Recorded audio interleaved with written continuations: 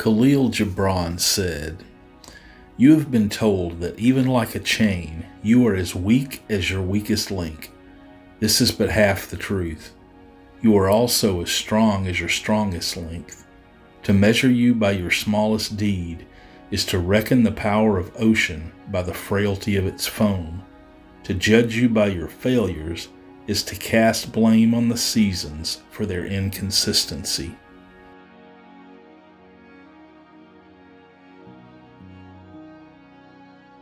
This quote can help us to better understand human worth and potential. Yes, we have weaknesses, but we also have strength, and the latter shouldn't be overshadowed by the former.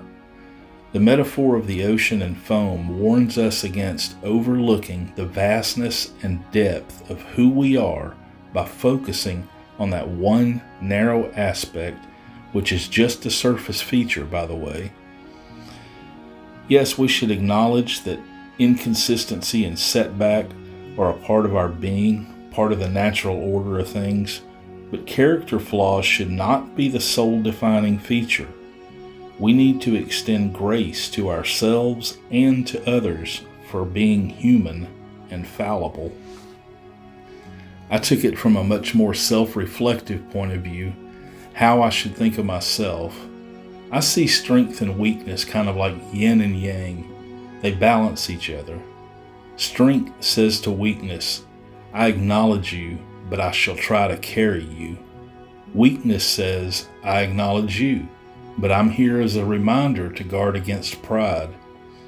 Seeing them in dialogue with each other more than as adversaries. Weakness isn't a failure, it's a counterbalance, a check on hubris.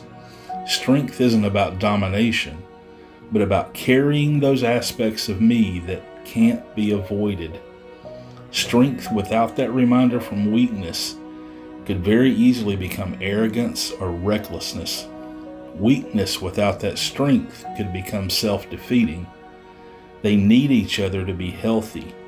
Acknowledge what you're capable of while staying humble about what you aren't capable of.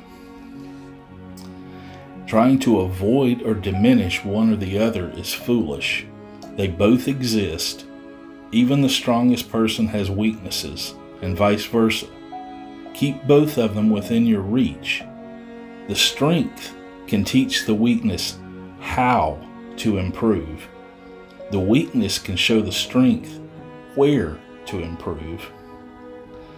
The idea is that they're symbiotic, not parasitic. Your strength doesn't get weakened by acknowledging your limitations. It becomes more resilient and intelligent because it knows where to be careful. And your weakness won't drag you down if you're using it as information instead of ammunition against yourself.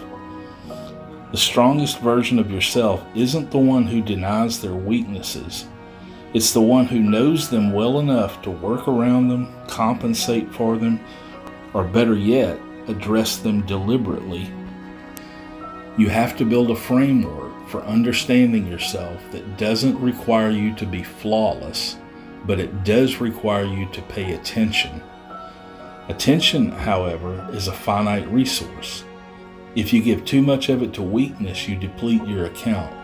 When you need to focus on strength, you don't want to have less attention than it requires. And again, vice versa. If I give inadequate attention to my weaknesses, they may come knocking like a collection agent at some point. You need to allocate attention strategically. Ignore a weakness long enough and it doesn't go away, it compounds. A small anxiety becomes a large one. A skill deficit you've been sidestepping can become critical when you need it the most. A relationship pattern you don't address keeps repeating, growing. Neglect collects interest. Learn to allocate your attention with purpose.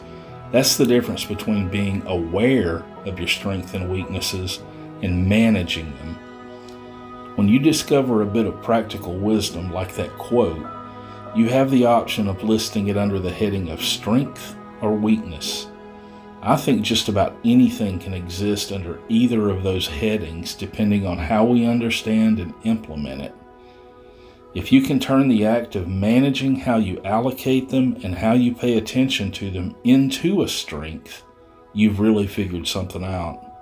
The reflexive ability to recognize that the same thing can either be your superpower or your downfall depending on how you engage it. Take self-criticism as an example. Unexamined, it can be a weakness that eats you alive. But the capacity for self-criticism, when directed with intent and compassion, becomes a strength. The ability to see yourself clearly and course correct when needed. The raw material is the same, self-criticism. The difference is your relationship with it. When you develop the skill of turning your relationship to your own nature into a conscious practice rather than a reactive pattern, you're learning how to be a more skilled operator of yourself with all your strengths and weaknesses in a way that moves them toward growth instead of stagnation. Not becoming perfect, but becoming fluent in yourself. Someone who can take almost any aspect of who you are and ask, how do I use this? What does this teach me?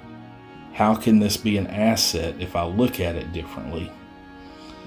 Now, it can be a task to think about that in real time, especially when, why did I come into the kitchen?